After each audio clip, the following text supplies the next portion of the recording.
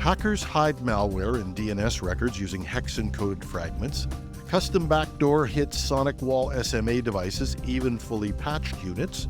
U.S. military assumes that they've been breached after Chinese hackers target VPNs and global email servers, and $27 million was stolen in the BigONE crypto hack. This is Cybersecurity Today. I'm your host, Jim Love. Malware delivery just got sneakier. Researchers from Domain Tools recently spotted attackers using DNS records normally reserved for routine network tasks to smuggle in a piece of nuisance malware called Joke ScreenMate, a strain of malware that interferes with normal and safe functions of a computer. Instead of delivering the malware as a single file, attackers converted it into hexadecimal, a compact text format using 0 to 9 and A to F to encode messages, and embedded those fragments in DNS text records tied to malicious domains. Each time the infected system looked up one of those domains, it pulled down another sliver of the payload. Text format using 0 to 9 and A to F as its characters, and embedded those fragments in DNS text records tied to malicious domains. Each time the infected system looked at one of those domains, it pulled down another sliver of the payload. In total, the malware made 56 DNS queries, each returning a small block of code. A script on the compromised system quietly stitched the blocks together and decoded them, reconstructing the full PowerShell malware, all without downloading a traditional binary or triggering endpoint defenses. Because DNS traffic is often overlooked and text records are typically used for harmless metadata like email authentication, this tactic bypasses most firewalls and antivirus tools. Infoblox, which also analyzed the campaign, said it reflects a growing shift towards living off the land, attackers exploiting legitimate infrastructure like DNS to stay under the radar. Security teams are urged to monitor outbound DNS requests more closely, especially when they involve text records from unknown or suspicious domains. Even background protocols like DNS are no longer safe to ignore. Google has uncovered a stealth backdoor targeting SonicWall's SMA 100 series devices, and even fully patched appliances weren't safe. The malware, dubbed Overstep, was installed by a threat group tracked as UNC 6148, which exploited vulnerabilities and reused stolen credentials to maintain deep access.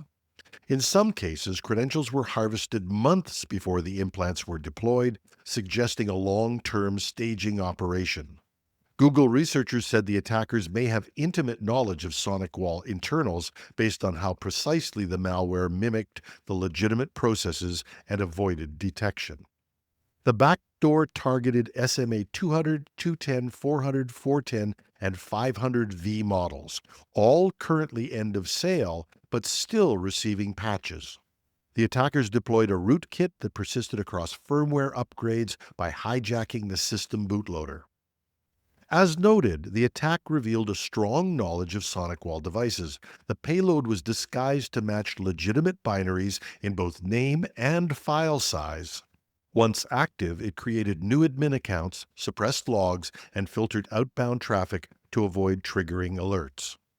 One of the exploited flaws, CVE 2021-20038, is a remote code execution bug rated CVSS 9.8. But Overstep didn't rely just on known bugs. It likely leveraged zero-day and long-term credential theft. This meant even patched devices were at risk if threat actors had already gained a foothold. SonicWall has since moved the SMA 100 series to end of support by December 31, 2025, and urges immediate audits of user accounts, log integrity, and bootloader configs.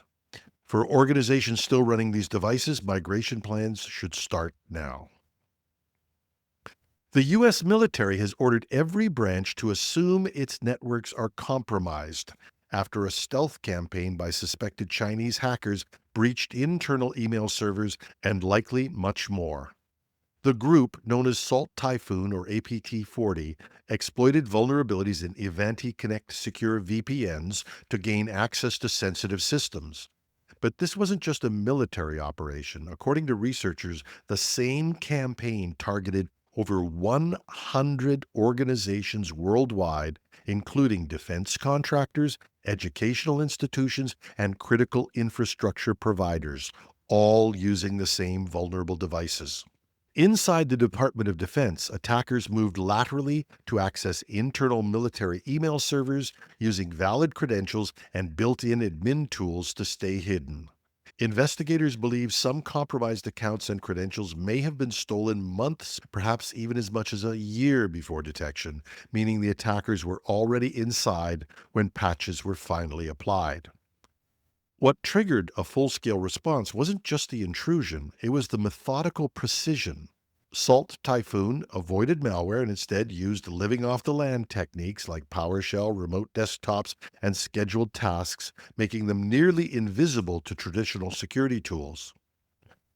But on July 9th, the Pentagon issued an assume breach directive instructing all branches to conduct internal audits, rotate credentials, and investigate for lateral movement.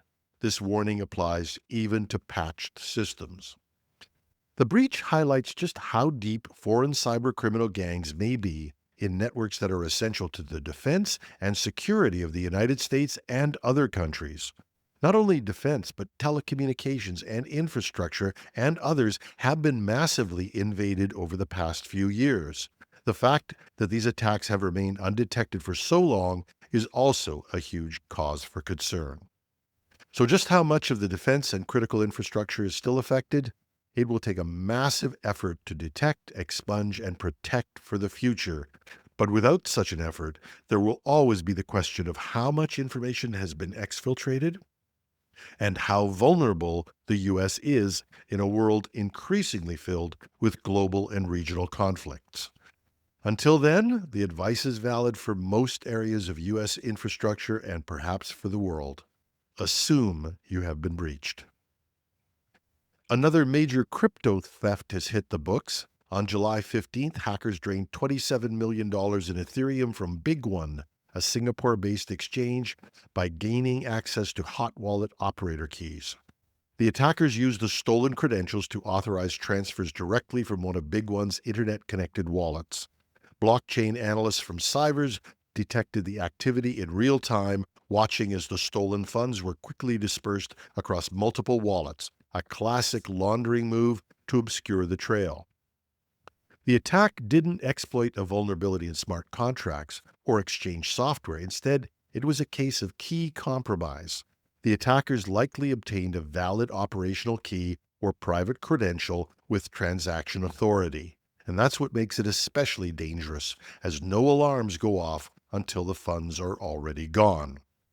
BigONE says no customer funds were lost and it will cover the damage internally, but the incident is part of a much larger trend. According to Cybers, over $430 million has been stolen from crypto platforms so far this year, largely by compromising hot wallets, the very systems designed to enable fast, flexible transactions.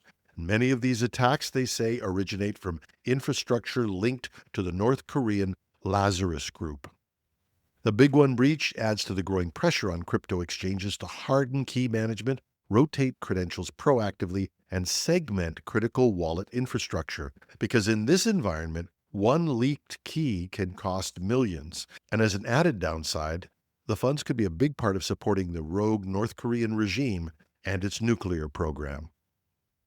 And that's our show. Love to hear your thoughts. You can reach us at technewsday.com or .ca. Take your pick. Just go to the Contact Us forum. Drop us a note. If you're on YouTube watching this, you know what to do. Put it under the video. Thanks again to all of our listeners and supporters as we prepare to turn the dial for our 10 millionth download over the weekend. I'm your host, Jim Love. And if I've said it once, I've said it a million times. Well, actually, several million times. Thanks for listening.